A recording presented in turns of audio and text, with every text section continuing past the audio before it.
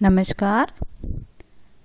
यमक अलंकार हिंदी साहित्य का एक प्रमुख अलंकार है। यमक शब्द का अर्थ है युग्म या जोड़ा, जहाँ एक शब्द की आवृत्ति हो और प्रत्येक बार अर्थ अलग अलग हो, वहाँ यमक अलंकार होता है। कहने का आशय है कि जब एक समान शब्द दो या दो से अधिक बार आए और हर बार उसका अर्थ अलग अलग हो, वहाँ यमक अलंकार होता है। यमक अलंकार को और अधिक स्पष्ट समझने के लिए कुछ उदाहरण देखते हैं हम। पहला उदाहरण है, जेते तुम तारे तेते नभ में ना तारे हैं। यहाँ हम देख रहे हैं तारे शब्द दो बार है।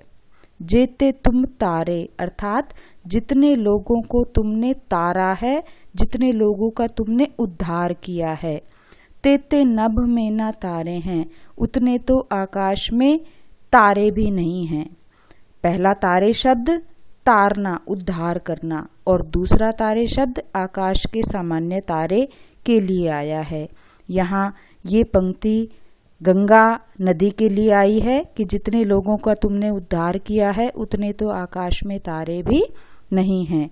तारे शब्द दो बार आया और दोनों बार उसका अर्थ अलग अलग है।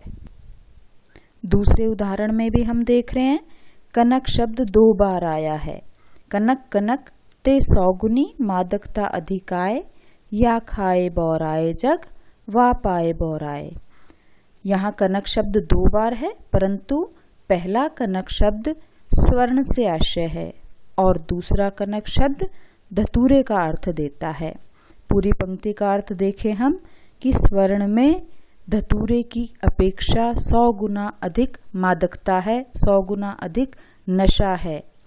अगली लाइन, या खाए बौराए जग, धतूरे को तो खाने पर व्यक्ति अपने होश खो देता है, अपना आचरण भूल जाता है, परंतु स्वर्ण को तो पा लेने से ही, संपत्ति को पा लेने से ही व्यक्ति अपना आचरण भूल जाता है। यहाँ कनक शब्द दो बार है, दोनों बार उसका अर्थ अलग अलग है, स्वर्ण और धतूरा।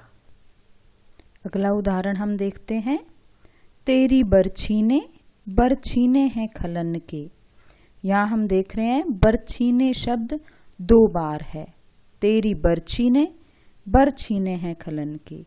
यहाँ पहला बरछीने शब्द है बरछी हथियार के लिए, लेकिन दूसरा बरछीने शब्द से आशय है वर को छीन लिया है, श्रेष्ठ योद्धाओं को छीन लिया है।